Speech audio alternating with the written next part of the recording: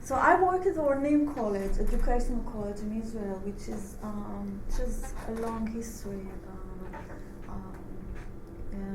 It's actually a college which stresses the humanistic approach within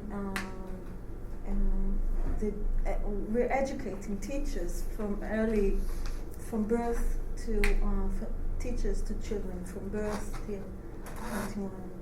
So my heart is kind of I'm in a split because I work at Raeln and I did my PhD, my. Don't touch it. Oh, that's interactive. Yes. Okay. So I work at Raeln, but I did my I've just ended in my thesis, my thesis at Bath University. So, and this was quite an amazing experience. So I decided to put both because I owe both of them gratitude. So.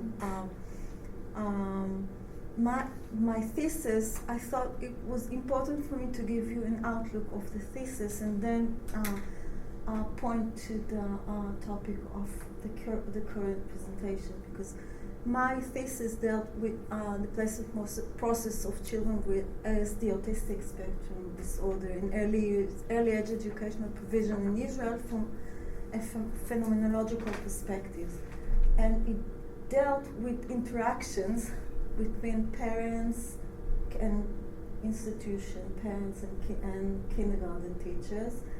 However, it didn't deal with, I didn't have a chance, I couldn't interview children, so children's perspective were not heard in this thesis. So what was viewed was kindergarten teachers' agency, sense of agency in the process, and parents' sense of agency in the process. And this presentation I chose to present parents' perspectives, parents' sense of agency within the process. So just before I start, I really I need to thank my supervisors, Dr. Jill Porter. Has inspired me through her supervision to create a dialogue, construct a dialogue between me and the parents, myself and the parents, and within myself. And I owe everything that I've done to her patience and the logic sense of supervising the thesis. So. This is my opening statement. And how can I move on? You just touch touch the board now. I can touch. Once. Can I choose where to touch? Anywhere. Anywhere. Just don't press it on something that connects to the web. Chose the children. Okay. And so my main topic, the main topic of the presentation today is parents' sense of agency within the placement process of their young autistic children. And the whole concept derived from a sense of conflict. I'm a trainee kindergarten teachers, and I constantly enter kindergarten spheres in times of crisis. And what I found out is that when I was always living the kindergarten with a feeling that the kindergarten teachers are very angry at certain placement of various children within the specific kindergarten. And when I spoke with parents were very angry at the placement of their child. So kindergarten teachers felt they were misunderstood, parents felt they were misunderstood, there were clashes all the time. So I decided to look at what is embedded in the process, in the placement process. I wasn't interested in the final placement. I was interested in the relationship of how things are, how things progress from the point in which parents think a child should be placed in a certain provision, and what happens along the way till the final placement choice is made. So that was the main topic, and how the journey went on. my research question was how do parents, in light of the current topic of the present conference, looking at the parent sense of agency and asking how do parents describe and perceive their experience of early age school placement. And I looked at various perspectives. I looked at parents, how they perceive the process, the placement process, as a decision-making process. Because actually, most parents don't have the ability to make choices regarding their child placement, because that's made by the official institutions. But I was always concerned with whether the placement process embeds certain characteristic of any decision-making process, okay? And I looked at interactions with institutions. How do I teach special education, so everything needs to be touched and felt. So Just need to okay, touch so I won't yeah. touch. Okay. So I was looking at interactions with institutions, and I'll have quotes to present that. I was looking at interactions with other agencies while going through the placement process, and how they perceive their own role in the placement process. Okay? So, I'm touching. This is the methodological framework, which was kind of unique for me. I started off and continued with a qualitative study approach. However, at first, I was looking at parents' decision making with regard to the placement, the actual placement. I was looking at it from a very narrow point of view. I was considering it as a rational choice. I had this whole idea that parents are planning their move, that everything is motivated by kind of a cognitive aspect. And I had this theory. There is a theory which is called a theory of planned behavior. And I was sure that it was a rational choice. But then everything fell apart because it was far away from rational. So what I did is I wasn't satisfied with the approach I chose. It wasn't specific enough for me. So while speaking to colleagues, I was introduced to the phenomenological approach, which I found to be very appropriate to the current research, because if you act according to the existential hermeneutic approach, then you look at parents' decisions regarding the placement of their child as it is part of their daily life, as it is part of their life world experience. That enables you to look at parents' decision making without being judgmental towards their choice. This is actually what I want kindergarten teachers and institutions to adopt following this research. So I chose the existential hermeneutic approach, and during the analysis I chose the IPA, which is interpretive phenomenological analysis, which is gave structure to my work. But anyway, I did things differently because I had to. I'll show you how. So my basic concepts, I don't have that in my slideshow, but I looked at basic concepts that relate to phenomenological approach. I related to the life world, which is a concept used in philosophy. I related to, don't know if you're familiar with Schutz's social phenomenology, which is it's a whole theory that deals with social interactions.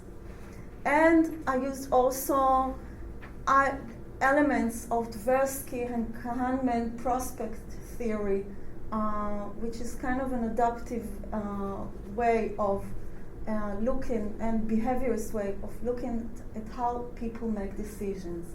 So I wanted to introduce the life world experience, which is how we live our life. This is the everydayness of our life. So if a parent wants his child to be in an inclusive setting, he believes this is what his child should get as an autistic child, then his decision, I presume, is part of the experience that he has with his child during his everydayness. Okay? So the life world experience is the realm of the original self-experience that we encounter daily, the individuality of the experience. Each phenomena is subjectively perceived. So everything is coming from the inside.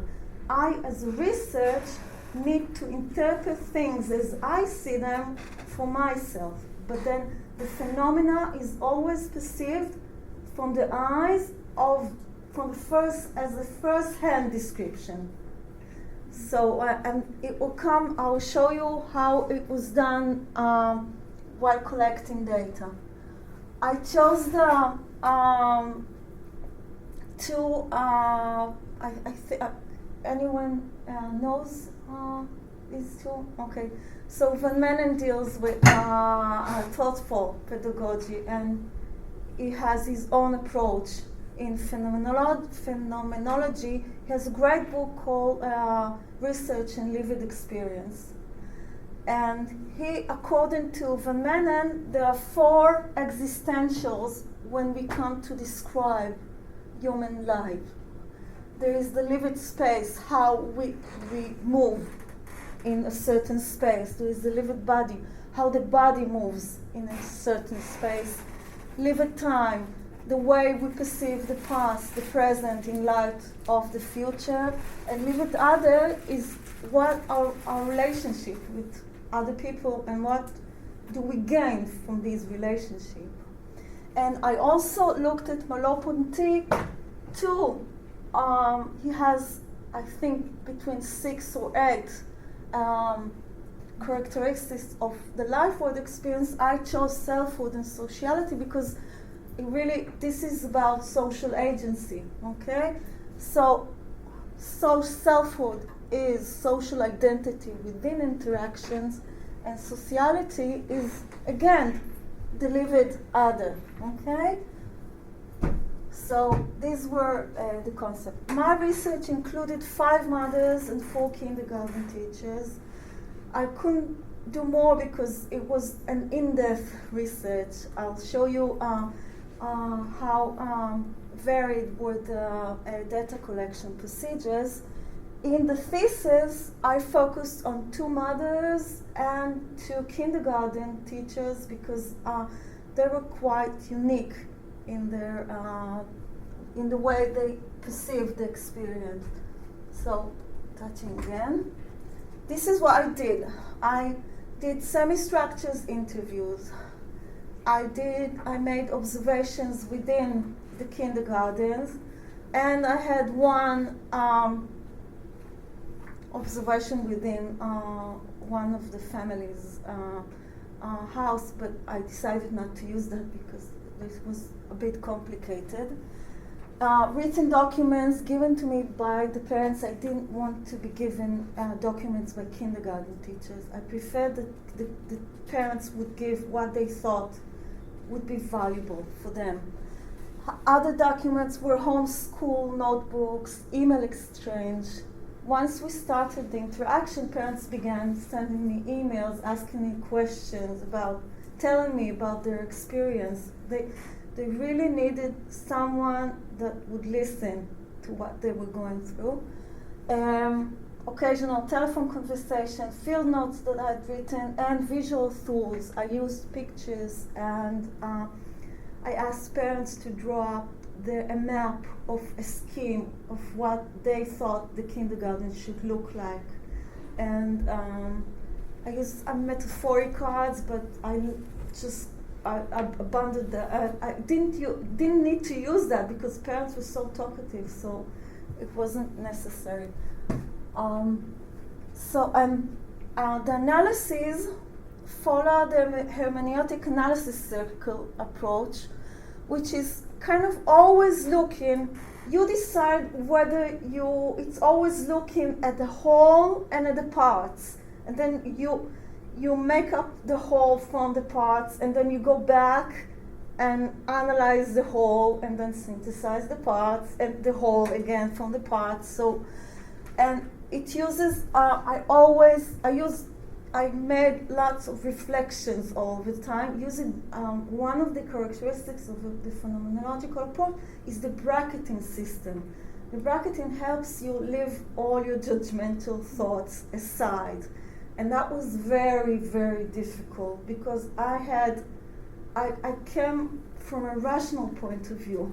And how can that be that parents make a choice to place a child in a setting that is not appropriate for the child, but it is actually appropriate for the child because it is appropriate for the parents. So I had inner battles with me and myself. So that was the analysis approach, and just wanted to show you an example of the analysis of two parents. Okay, what I did is I read and reread the transcript again and again.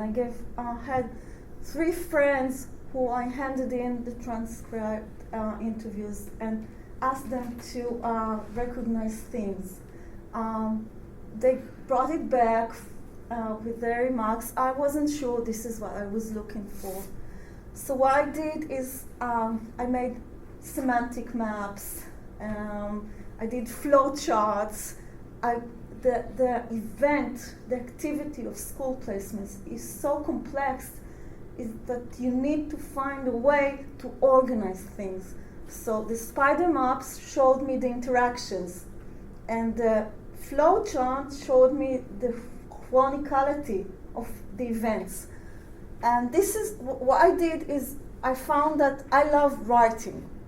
So I started off following the spider maps and the initial notes that I've made.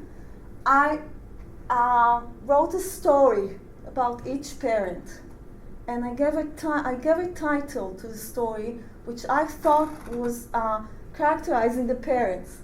So, for example, Michal, she was a maximizer. She wanted the best for her child, okay? And therefore, she was always doubting.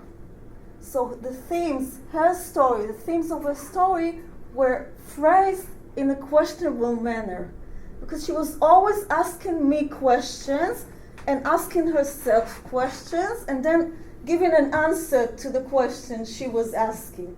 Okay? So I called her story the indecisive space. She couldn't decide what was best because she wanted the best. It was okay, but she needed guidance, and there was no one to guide her through the process. So the themes were, what is between my needs and my child needs? She always asked herself. What is between the known and the unknown? What is between the past, present, and future? What is between the ideal and the real? What is between the others and me? While going through the process. The other mother was was kind of a satisfied mother. She wanted to go on with her life. Therefore, she wanted one setting which was close to her house, okay? And she was quite certain this is what she was looking for. Therefore, this is her quote. She was telling me that what she wants is a setting that she could make a compromise, she can live with it, okay? That would enable her to go on with her life. So I know what my child needs. I know what is important for me. She's a strong-minded person, okay? I can rise above all difficulties. She's a religious Orthodox, Jewish religious Orthodox, so faith, action, and control in the choices we make. She felt that she's in control all the time. She felt that she was a good enough mother, and what is really the ideal for me. Once she made a visit to the kindergarten she had wished, that was real. That was what she thought she should have. And I turn to people who can help me. She doesn't have lots of friends, but she turns to the people she thinks that she can gain something from interacting with them. And for the system, as for the system, they are wearing me down. It's a mutual war of nerves. Okay, so these were the things that,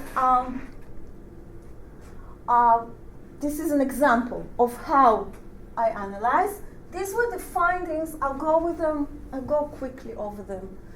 The personal self, okay? This is the parent's own narrative as it is, as it appears in the placement process.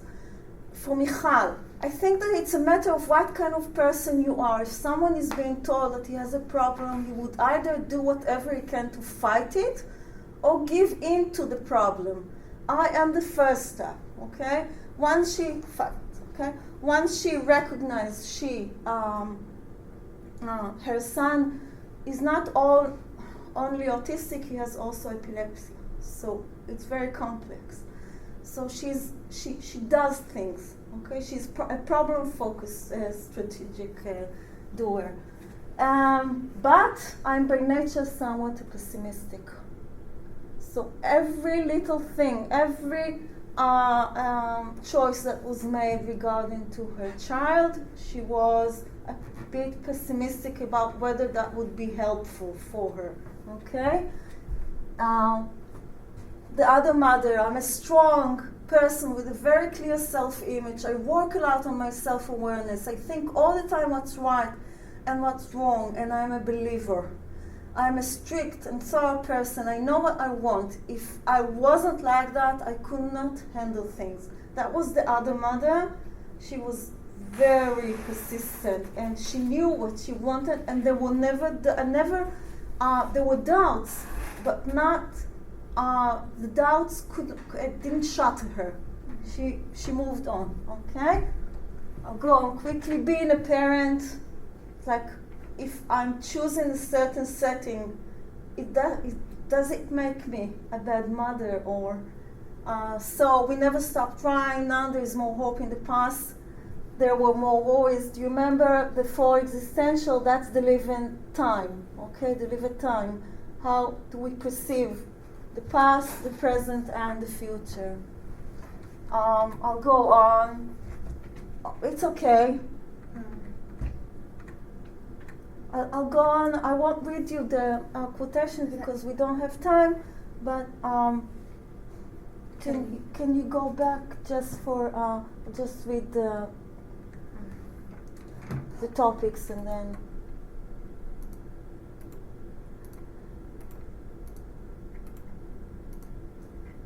I'll make it quick.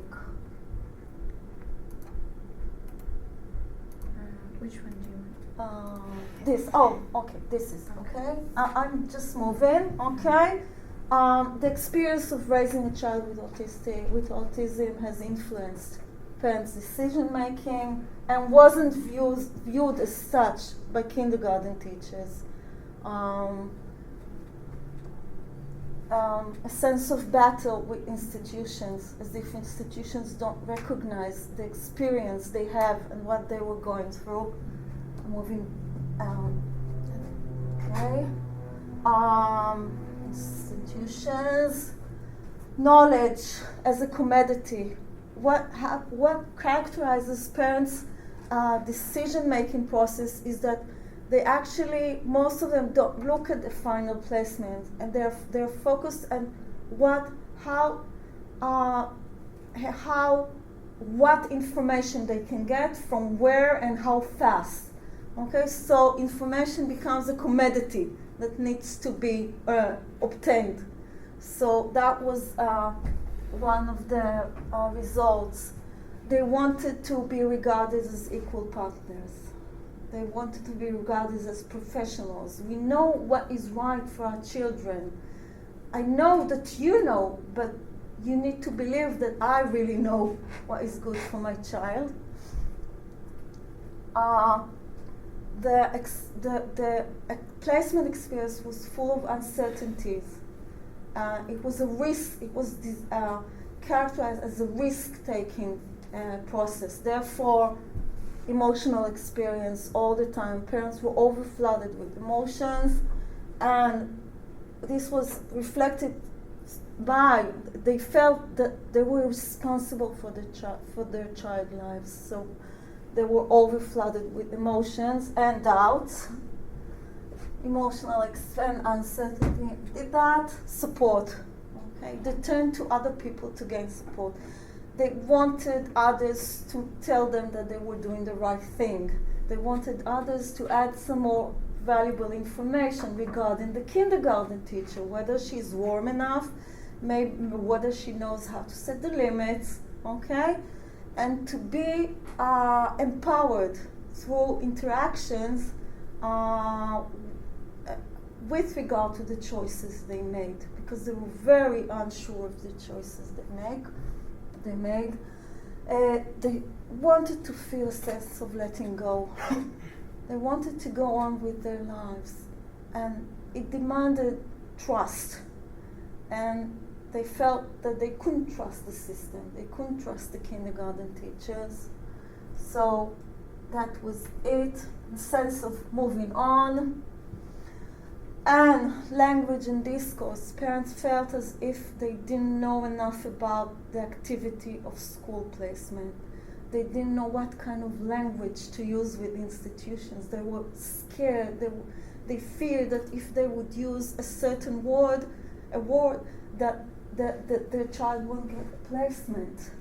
And the issue of language and discourse, how to approach officials, how to reply to officials. They need to fill up a form, how to write on the form what I think is right for my son. Okay? So they felt there was no dialogue all the time, no effective communication. And this is what I'm ending with a short quotation taken. This was made by Janusz Korczak, which was a Jewish children's doctor who was murdered in the Holocaust with his children. Not his private children, because he had an orphanage. And he raised children with his unique interpretation of how we should interact with each other. So I thought that quotation really symbolizes what I wish would happen when parents interact with institutions and kindergarten teachers. So don't be angry when I say something different from your needs. Don't be angry when I say something opposite from what you know. When I say I do not know, the truths are different. Yours, mine, his, hers. Different are yesterday's and today's truth, and different will be tomorrow's truth, yours and mine. And I think institutions in Israel lack a sense of empathy. This is why I used Schutz theory, because Schutz deals with empathy, how to create empathy within interactions. And this sums up. Okay?